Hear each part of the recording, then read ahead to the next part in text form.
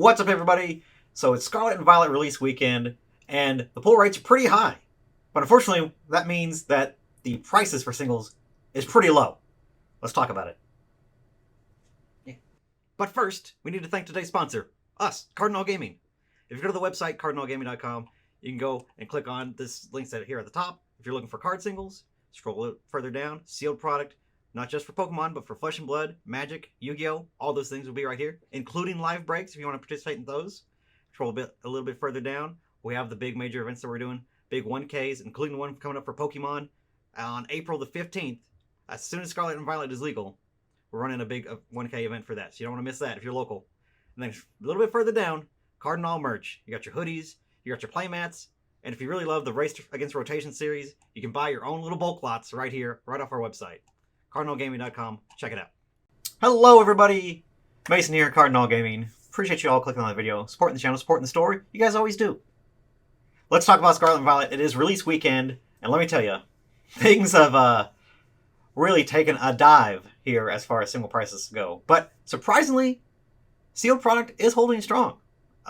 Let's look at the charts here. This is TCGPlayer. Y'all know TCGPlayer. I don't have to tell you, that's where we're at. But yeah, booster boxes holding really, really strong. Looks like leveling out. 125 seems to be the little sweet spot here that things are sitting at and has settled through the weekend. And we have plenty of sales, nice and healthy. I am recording this on the 1st. And yeah, just a whole lot of boxes being sold. And it's early on the 1st, so a lot of boxes still to sell probably throughout tonight as well. So a lot of product being open, a lot of product being bought. That's not the issue. The issue is looking over here at these pull rates and how absolutely insane they are compared to typical things. So let's take a look. We're going over to this nice little article that TCGPlayer Infinite came out with. They pulled 8,000 booster packs, and this is the pull rates for the cards from the Scarlet and Violet set. This is the article that they're in if you want to take a look at it yourself. But I blew up the picture here so you guys can actually see what's going on. So we got, looks like all the special illustrator rares, basically that top row there.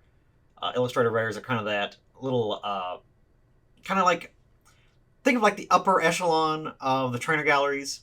Those cards that are higher in the numbers and really a lot harder to pull. That's what we're looking at for a lot of these special illustration rares. So you think of things like the black and gold cards that were in those sets, things that had a higher price range that were typically seen through things like Scarlet and Violet, Lost Origin, things like that. A lot of those cards are going to fall in that same type of rarity range. If you take a look at this, the Miraidon EX, the Crawdon EX, the special art or special illustration of Miriam, the Gardevoir EX, Penny, all those things are in the higher echelon of the special illustration rares. And it looks like a lot of those are right around 3 to 350 as far as like pull rates. As you can see the range there, they kind of vary between, it looks like Crawdon EX is the rarest, and which is funny because I also, of course it's anecdotal, I haven't opened as many packs as this, but I've also experienced and not seen as many of the Crawdon EX as I have the Miraidon and the Miriam special illustration rare. I'm getting used to having to say the new rarities. I'm sorry, guys, but bear with us. We'll get through it. We'll figure it out together. And then the Gardevoir EX special illustration, another one that seems pretty common. And again, it looks like if you look at the second row there, the Gyarados EX definitely more rare than the Arcanine EX. Again, my anecdotal experience for the full art version of those seems like I'm seeing way more Arcanines than I have the Gyarados. I've only seen like Gyarados like once or twice, which is kind of crazy. And then you gotta remember there's a higher echelon to these cards. The hyper rares, the gold borders, are actually the highest rarity, and we only have 6 of those in the set. It's the Miraidon, the Crawdon EX here, as you can see in the picture. There's also a gold rare candy, a nest ball, and then the 2 secret energies, the fighting and the electric lightning energies, are also in that gold border, and those are actually the highest rarity, the 3-star gold rares. These are the hypers, which is supposed to be the rarest of them all. But also seeing pretty typical numbers. If you look at these numbers that TCGPlayer pulled from their 8,000 packs. Okay, so a little bit of chase there, not anything super crazy. You're not having to open thousands and thousands of packs to get the stuff. That's good, right? Let's take a look over again. This is pull rates from Evolving Skies. This is from a Reddit post from somebody that opened 10,000 packs. Yeah, a lot different, right? A lot of higher pull rates, things that are a little bit harder to pull than anything out of the new Scarlet and Violet set. Umbreon VMAX is right at 160 or 1600. The Rayquaza VMAX, according to their data, is apparently more rare than that.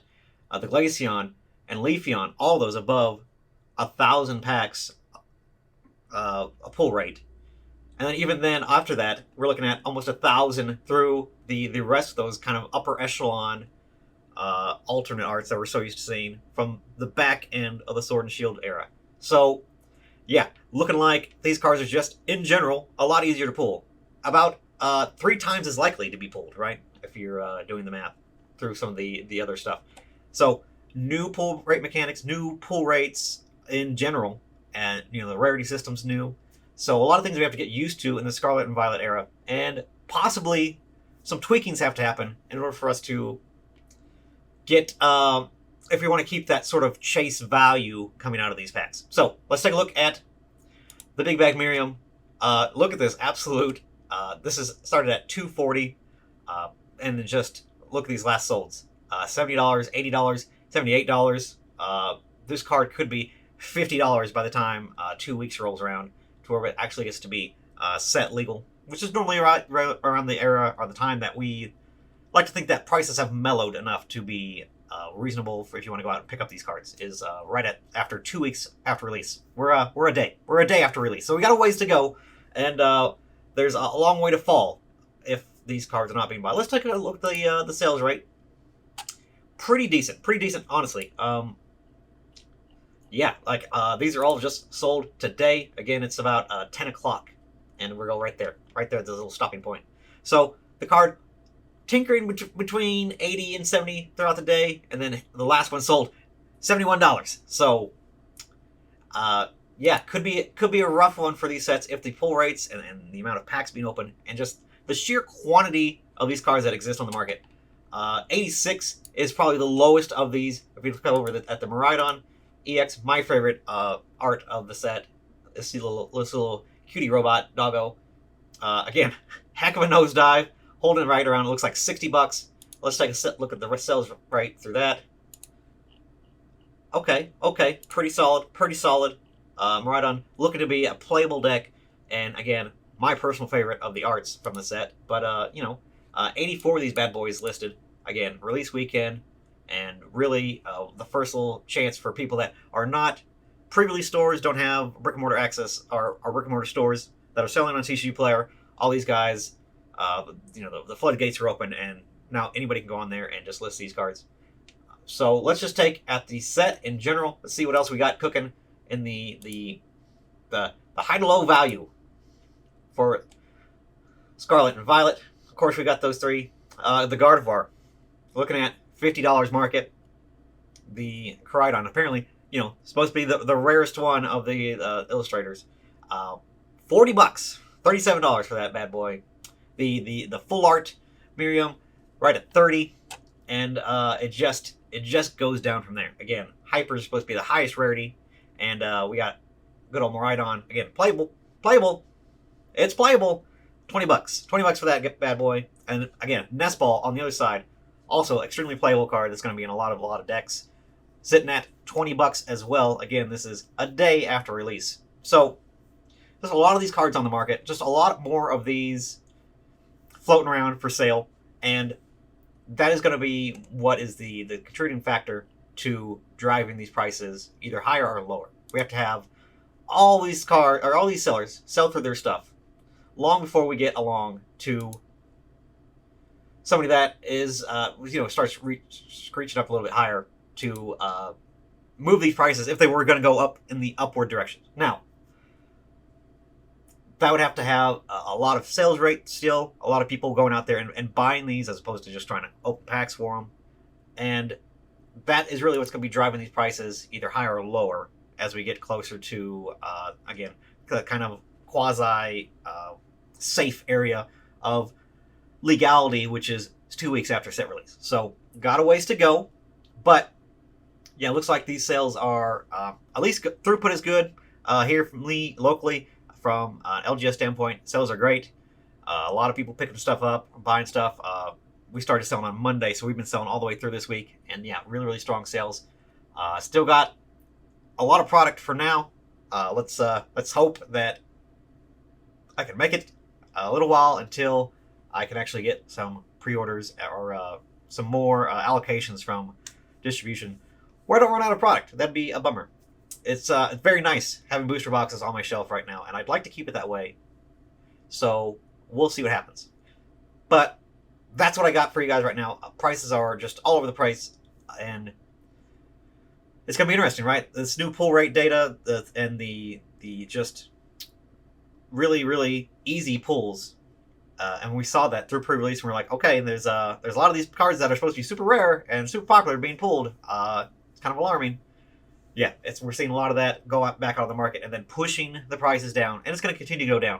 This is not the low for any of these cards. I predict all of them to go lower, much lower before they go higher at all. So again, there could be some contributing things. Maybe a lot of stores went and opened a lot of product. I opened a lot of product just for viewers of the channel, and I did live breaks. I did some openings for some things as well, just to put singles out there. Singles have been doing pretty good.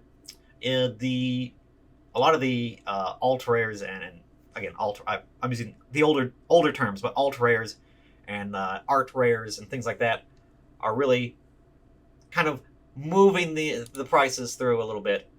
And if we let's go back to Scarlet one more time. We can see the bottom of a lot of these higher rarity things as we kind of just flip through page 2 and 3 of this. Yeah, you're talking regular EXs in the range of somewhere like, 5 all the way down. Remember the Spidops? That's a special illustration rare, just as rare as the Miriam, for example, and the Gardevoir alt art versions of those. This is Spidops. That is the same rarity. He's $4. So yeah, a lot of these things getting hit really hard right now. Again, just the amount of these being listed and the amount of these cards on the market, it's going to take a while to flush through them all, and then they have to be not replenished again for the prices to do any sort of recovery, which is not going to happen. So, am I concerned? Am I worried about the prices for these singles? Do I think it's just all going to go to zero? Am I worried about it? For the most part, no. Again, the first initial little push is always when we have the most product being opened. People selling things to stores, people selling them themselves, people doing big box breaks and sending things around all around the country as this product gets opened. I'm not too worried about it, but am I going to see, are we ever going to see a card from this set be above $100? Probably not. No. Are we ever going to see, and I say ever, in the next, during its legality of standard, let's say, so the next 2-3 years, are we going to see any of these cards above $100? Probably not. Are we going to see any of these cards above $50? We're headed below $50, but the downward pressure is just too strong. I think it's going to be the Miriam, the Gardevoir might stick to around $30 to $40, and that's just, again, me just guessing, throwing the things out there based on things that I'm gonna compare to other things like through Magic and other past Pokemon sets. We're gonna see how demand is and if people want to open packs and chase this stuff. As far as like the MSRP and things and people being affected by that, I don't really see it. A lot of people are still coming in and buying boxes. $20-$30 more on top of a booster box is not gonna turn people away that do actually want to open product. And again, a lot of people just buying single packs, 2, 3, 4, 5 at a time. We're completely out of the bundles, but the bundles are great because they have 6 packs right off the rip. That's really easy, below $30 for those. Really nice little product to rip through. And people are loving the Miraidon ETB. The Koraidon, the Scarlet one, we must have half the sales of the Scarlet boxes versus the Violet ones. It's really funny to watch when people say, yep, I want the purple one, I want the purple one, purple one, purple one. And then we just are going to have, at the end of this, we're just going to have a bunch of Koraidons. It's going to be really funny just to see how much disparity there is. And Scarlet, I think, has always been the least popular of them. So it's translating over in the cards as well. But both the promos are absolutely beautiful. I love those. They both look great. But again, people need to remember, again, this is the base set. We're setting the ground level of like, okay, this is us learning these steps, these hyper rares, these new rarities, silver borders. All this stuff is new and great for us, right? We got to get acclimated to that before Pokemon starts throwing things that are crazy. Off the wall stuff, different rarities, maybe making things more rare. It's probably going to happen. And again, the base set is kind of the bottom echelon where you got to start building any sort of like identities for value, and kind of like the new era, the new generation, literally the new generation of the trading cards. So we're gonna see how it goes. We have a heck of a set coming up with the Triple Beat and the Clay Burst and Snow, whatever it is, when they combine them together and to make our Scarlet and Violet 2. We have 151 that they're spoiling right now. Pokemon is not going to stop. They're going to keep on trucking. And again, for a base set, it's a pretty solid base set. Mechanically wise, it's pretty okay. But again, evolving Pokemon, getting people back into the swing of things with regular EXs and having evolved Pokemon up, it's going to take some getting used to. And of course, Pokemon is going to do some more crazy things with the Terra typing and maybe different rarities and things like that in the future. But for now, it's going to stay simple. It's going to be fine. And this is going to be seen as just a solid set. Sales-wise, it should be fine. And as far as base sets go, it is still a very strong base set. Probably stronger than any of the base sets that we've seen in previous generations, just because there is so much more chase to it. And, things being more accessible and the pull rates being better, you can make an argument that might even make people want to buy packs and open packs more because they can get the cool stuff. Sure, it's not going to have the chase value of it, but as far as like an opening standpoint, it's going to be a lot more accessible. People are going to be able to pull a lot more with these cards and kind of fill out binders and complete collections easier than previous Sword and Shield sets. That is something that can be argued and is seen as a good thing, as opposed to everything has no value. It's all below $40 and blah blah blah blah blah. It's interesting to see Pokemon take this approach. This could be the silver bullet that they kind of shot to keep speculation and the rampant single pricing kind of to a minimum here, at least statewide, because this is where Pokemon is used to being. Maybe one or two cards being 2-3 times the price of the next ones, and then the rest of them are typically pretty low in value. That's pretty normal for a set, and we've seen that through early Sword and Shield into X and Y, stuff like that, where it seems a lot more normal, and we're kind of getting a normalish feel to things now. And again, we're only a day into it. We'll see what happens, but for right now, I'm not worried about it. I think we're gonna be okay, and hopefully, you guys feel okay about it too. Let me know your ideas or comments down below in the comments. Let me know how you guys feel about it. Is it too easy to pull stuff? Is it too hard? What's up? Let me know. I appreciate you guys hanging out with me and talking Pokemon. I'll see you guys in the next one. All right, later.